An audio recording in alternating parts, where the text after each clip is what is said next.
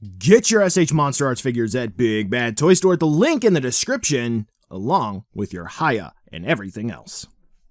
For one release, which will have one production run, they made a whole new part. Whole new one. But seemingly, it's unreasonable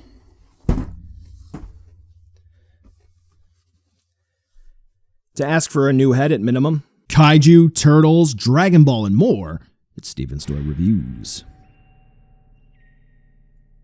Hey there, collectors. It's going to be Steven here, and welcome to another SH MonsterArts review of one of my favorite figures in the lineup. It is going to be the SH MonsterArts SpaceGodzilla, this time the Fukuoka Decisive Battle version.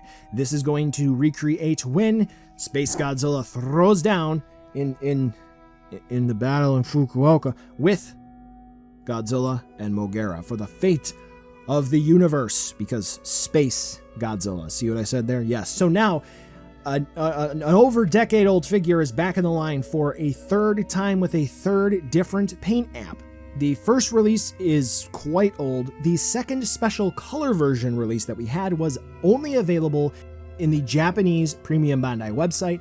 The second iteration of the US one did not cover it, and then now we have this release, which is once again a Premium Bandai release, but the fine folks over at Bandai Collected bring it over for US distribution, and subsequently at retail, once it hit, it sold out. Yep, pretty much. So if you think that you may want to pick this up, be prepared to spend more than retail at this time. So this review is going to help you decide whether or not you want to add this to your collection. The short answer is going to be yes, but the long answer is going to be how badly, based on how it turned out. All right, so in terms of sculpt and paint, I mean, this thing, is it going to be exactly the same sculpt-wise as the... It's not? It's not. It says that on the box. They changed the sculpt. They did, in fact, change the sculpt. Yuji Sakai himself confirmed that, and we'll talk about that in the comparison section towards the end. But regardless, the sculpt is pretty much going to be the same. There's not going to be much change there, at least nothing worthwhile, right? Anyway, for the paint application, those who have the previous two releases, I do not have the special color version. I didn't feel a need to pick that up. But those who have the previous versions of SpaceGodzilla will be happy to see that this is very much so going to slide over to the darker end of coloration for SpaceGodzilla. I will say that I do think that some of the gradients and the shadings and so forth could be applied a little better, particularly when it comes into the bleedings between the purples and the whites and so forth. But I do think that overall the figure looks great. The chest is a little bit too wet for my particular liking, but I still think that the end application is solid. I will also note that I got pretty much a unicorn. There are going to be mild paint app errors, including a couple of little black dots at the tail, which I'm assuming are just going to be paint smudges here and there, and a couple of dorsal plates, the spikes on the back, which, they got a little bit scraped up, but hey, c'est la vie. The eyes on mine are just fine with no real issues, but I will note that I have seen some folks who got real duds. They've gotten some where, quite frankly, they're looking all over the room to find the target for the corona beam. So if you are worried about quality control, then this may be one that you're going to have to accept a gamble on. Again, mine is a unicorn. It looks great, though I will note that something that is universally not great is going to be after we have the rather amazing crystals on the back, the dorsal plates. As they go all the way down the back, they begin to morph into sloppy white paint apps and pink paint apps as we continue up the tail. And then we get back to the tail tip, and it's going to be that same sort of opaque, smoky plastic that the dorsal plates are made out of. Very weird. Overall, SpaceGodzilla does look great, rock solid, no issues, love it. But if you have a quality control issue, it can go real south real fast. Articulation here, folks, is pretty much unchanged from way back in the day. As you're going to hear me age myself, over a decade ago. I don't like it. Why? Because even though it was pretty solid back then, I think I'm going to do a whole video addressing this topic. Let's stop with the repaints and just do renewals at this time. Like, take this, throw it in the trash, make something new entirely, okay? There's a whole point. I think everyone can agree, because then we can have everybody who's going to be happy. But for the articulation, the mouth opens and closes. It's going to be on a ball joint.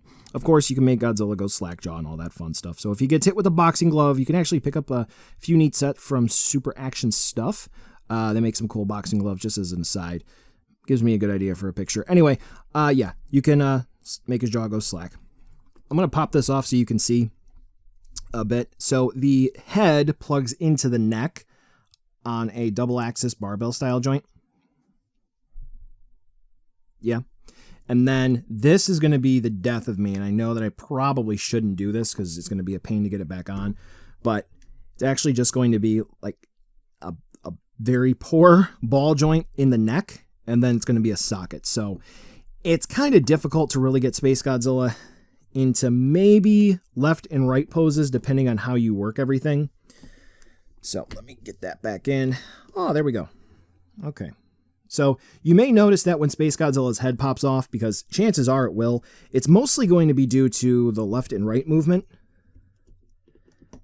for anything else. Because as you get him to, first and foremost, be framed correctly, as you get him to look left or right, you may eventually pop it off. Up and down movement is pretty okay, not a big deal, but just keep in mind the dorsal plates, because you don't want Space Godzilla to rub up against and scratch. And then, of course, pop off. So I really don't recommend you popping that neck sleeve off, or popping the neck off entirely, because then you may crack something. You don't want to do that. For the shoulders, a lot of people think we're just dealing with ball joints, but I actually found out something unique here. Let's actually just do a quick zoom in and take a look. It's not really going to be the case. This is pretty interesting. So, as you can see here, hopefully, it's actually just going to be, you can see the cut of a hinge here. So, it is actually just a swivel forward and back, and then a hinge side to side. There is going to be a swivel, right? So you get a little bit of like a faux bicep swivel, but that is about it for Space Godzilla's shoulders, and that is really interesting, because for years I was under the assumption that he had true ball joints for shoulders, and to give you an idea of what that would actually look like. So pretend Ryu here actually does not have a ball joint shoulder here. He actually just has like a swivel. So that would just let him go forward and back. And then we do have the hinge that allows in and out, and then he can rotate right there. That's what Space Godzilla's got going on. So anyway, just so you can conceptualize that. Space Godzilla is pretty interesting because in the main body, whoop, I've never gotten this joint to move. This top section of Space Godzilla's torso, in normal figure use, I can't get this ball joint to really move to do anything. This is about the only way that I can do it, is to pop the figure apart. So on the original release, which I'll show you later, on this figure, I can't really get it to move, but considering we have the dorsal plates here, the big crystal plates, I don't know, maybe that's a good thing, maybe it's not. But mostly, you can see the barbell joint here in the waist. That is pretty much going to be where the bulk of the movement comes for Space Godzilla whenever I'm able to move him around. So we'll pop that back in so you can kind of see. Like, I can push it, but I'm kind of scared. I can rock back and forth a little bit, but it's mostly going to be the waist joint for me whenever I move Space Godzilla around that gets the bulk of the movement. For the hips, we are going to have barbell-style joints for the hips. I will say that this Space Godzilla has been a little finicky for me because whenever I leave him alone for too long, for whatever reason, the ball joints like to lock up. And they are going to be the barbell style, like I said, but for some reason, kicking the legs forward and back, they don't really like to do that all the time for me. I don't know why. Sometimes they'll do it, sometimes they won't. Here you can see doing it just fine, so about that far forward and back, that far out to the side. The way that the knees work is they're going to peg up here and then peg down here, along with a hinge, and that allows us to rock back and forth a little bit and get a little bit of a twist. But thankfully, we do have ball jointed ankles as well, so Space Godzilla can pose in all sorts of different fun ways. I just realized for the arms, so aside from that funky shoulder system there, we do have swivels for the forearms, which is cool. Double hinge at the elbow. And then ball jointed wrists. Now, the original Space Godzilla, a lot of folks had issues with the hands popping off at the wrist, which are barbell joints, like usual.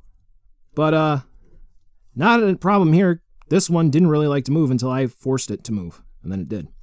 Tail, ball joints. Woo!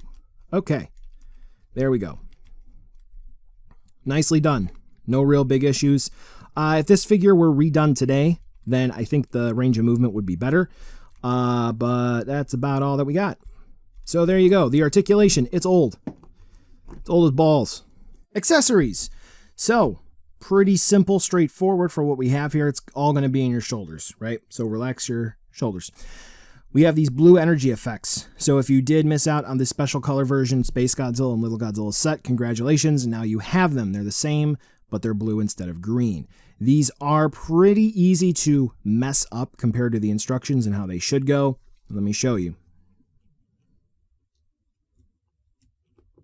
Ooh. Ooh.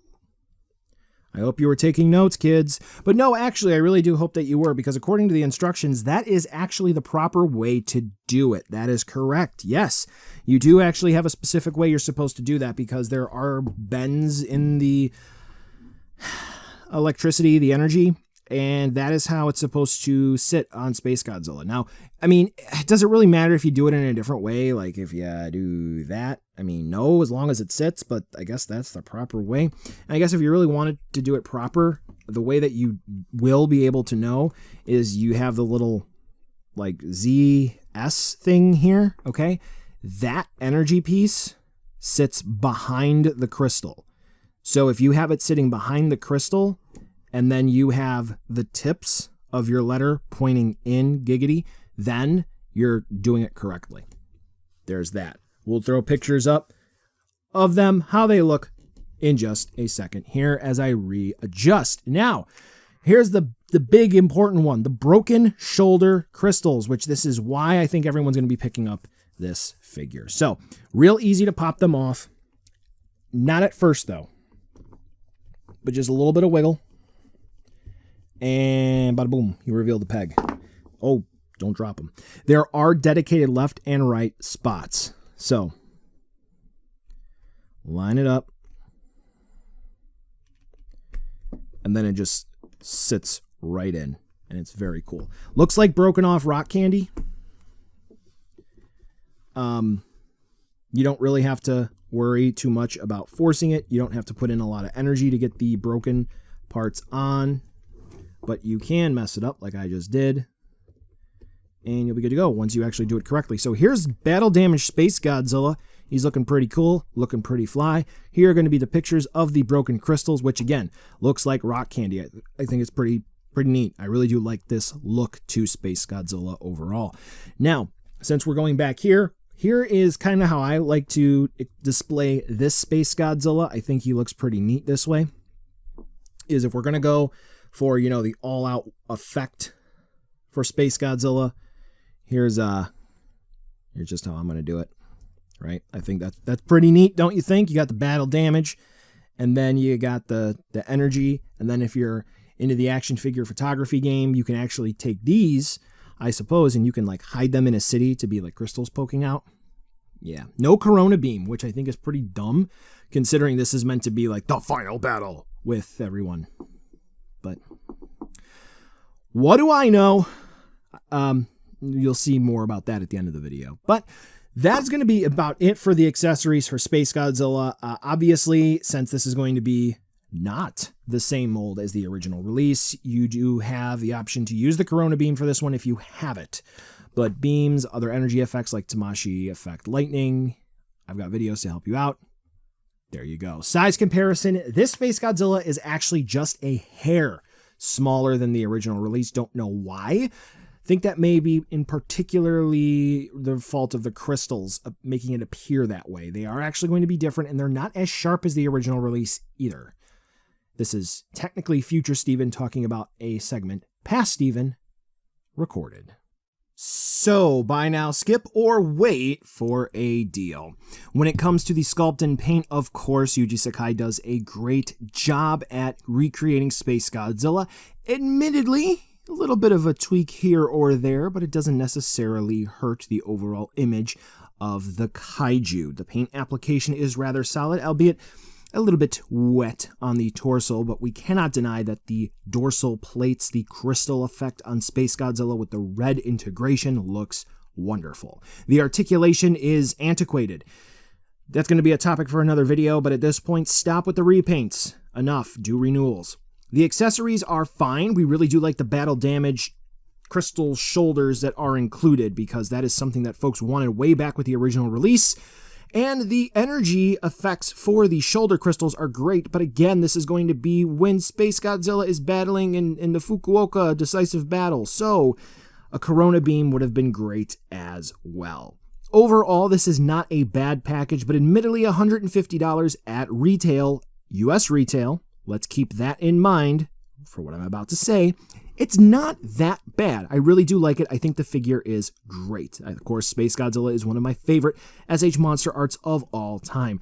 That being said, when it is available for an affordable price, it's already looking like this is getting eaten up. It's already starting to hit aftermarket prices because it is a premium Bandai release, so buy it now before you miss out on your third shot at a MonsterArts SpaceGodzilla. Ha ha! You didn't think I'd forget this part, did you? No, because this figure basically just, as Ace Ventura put it, I hate being right all the time. Yeah, so we have to do a side-by-side comparison. I only have the original release. I didn't bother getting the special color version because I didn't want it. I didn't need, at the time, basically just another SpaceGodzilla that I made custom shoulder effects for, and I didn't want the second little Godzilla, so whatever. But here we have something that is rather unique, and I will give it credit for this here with the side-by-side comparison. So the Fukuoka Decisive Battle version compared to the original SpaceGodzilla release is really, really, really distinctively different. Because when we have the original SpaceGodzilla, it's not as blue or red as the original prototype, but even still, when we have that being our base, the Fukuoka Decisive Battle version does have some of the crystal effects that the original SpaceGodzilla had, like on the dorsal plates proper, but it also has the red included in it, almost pink in a way, so that way it really, really stands out. The paint application is definitely going to be different, as you can definitely see, but the sculpt is going to be the same, asterisk. We will come back to that because it is not. You may be surprised to learn that cool bug facts. All right, so cool. You got the side-by-side comparison, but I did omit a couple of pictures because they're going to be saved for this section, which is going to bring this all together. So here's going to be the first part of my, well, folks, as I just saw the Planet of the Apes movies. Apes strong. Let's do this together. So this is going to be not the same sculpt as this, right? And when we're taking a look at these both critically side by side, we see the tit for tat, tail of the tape, 1-to-1. Like I said, the Fukuoka Decisive Battle SpaceGodzilla is nice. It's really cool, and it's great that folks are going to have the chance to get SpaceGodzilla again. Now, it's a premium Bandai release, we get that, but premium Bandai basically, it really doesn't hold a title aside from that it's available as one production run and then done through Bandai's web shop, right? That's basically all that it means, okay? So its price, okay, at retail, quote unquote retail, is going to be 15,000 yen. After tax, it's going to be 16,500. Bandai Collect in the US, because they don't do an exact exchange rate anymore, they've abandoned that for some time, it's going to be $150 to $160 depending on how you look at things, okay? So if we take that into consideration, okay, this one came out in 2012 and this one came out in 2024, and actually a few months shy of 12 years. So that's a big difference between them. So with that being said, there's a bit of a downgrade in terms of the paint application when we look at the just the uniqueness of the crystalline-like dorsal plates, right? So even though I did compliment this figure and regarding this figure, when we take a look at how crystal-like the dorsal plates are, they're not as like shiny and pearlescent and as metallic as the original release, right? We can see the purple base here and how it sort of just has this nice little flare going all the way up to the top. Now, admittedly, that's sort of the gimmick here, that it is supposed to be just bright colors flashing on his dorsal plates. But even if you just look at the subtleties of the likes of the paint on the tail, as I showed you as well in the pictures, you can see that it is very, very stark and very just in your face in terms of a lack of just contrast. It just goes from one end of the spectrum to the other here, from the reddish, the pink, immediately over to the white. There's no sense of subtlety. And then when we get into the near one-to-one paint applications on things like the claws, where we're able to see that there is a nice subtle shading effect to the claws on the original SpaceGodzilla, on the hands and the feet, it's almost non-existent on the Fukuoka Decisive Battle Godzilla. And then when we take a look at the back of the heads, the dorsal plates, yeah, it's just one white blob for the Fukuoka SpaceGodzilla. Now, with that being said, surely you're like, okay, so I totally get it.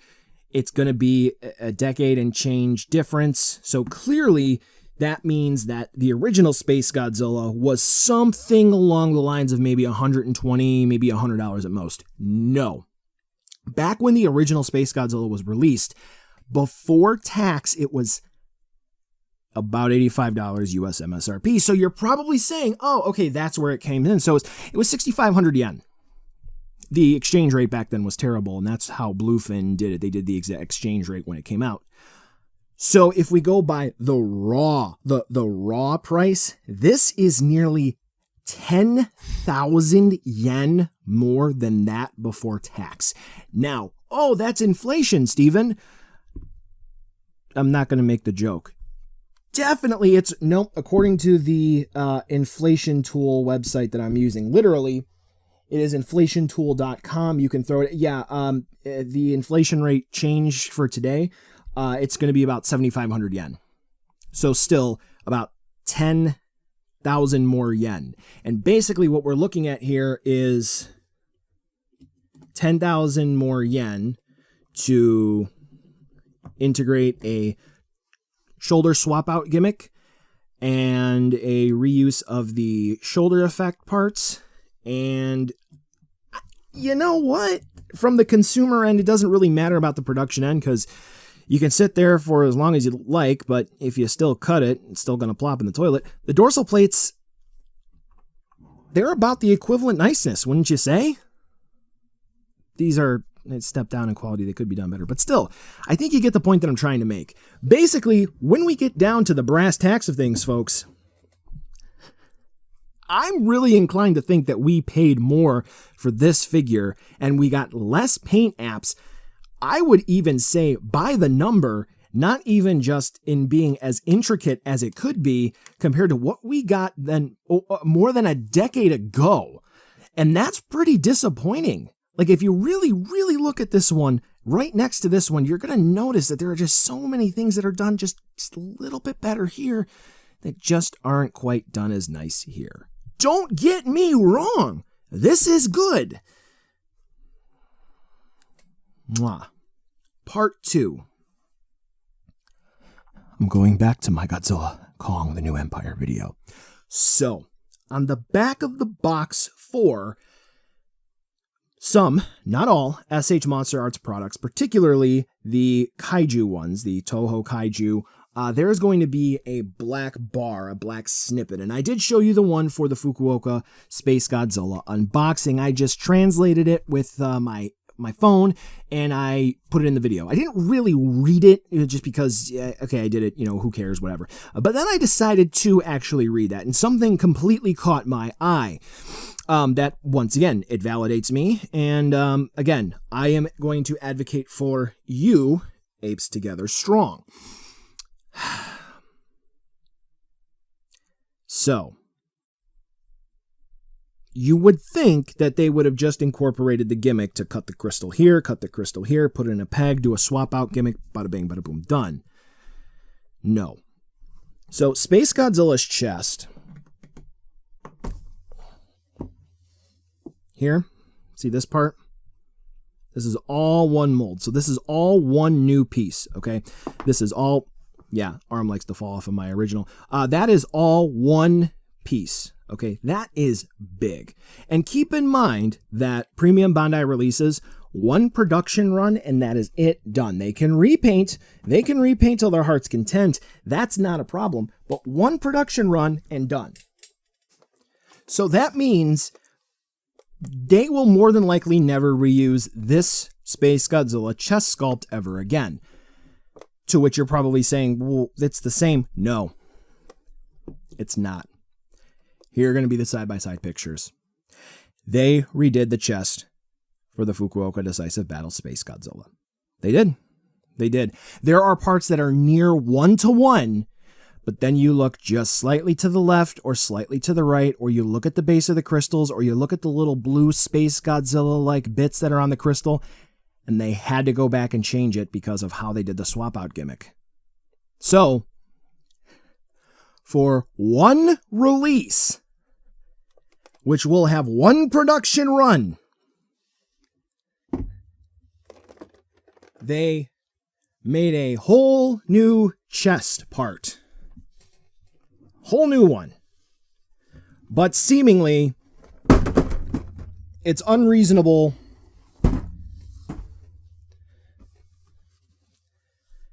to ask for a new head at minimum.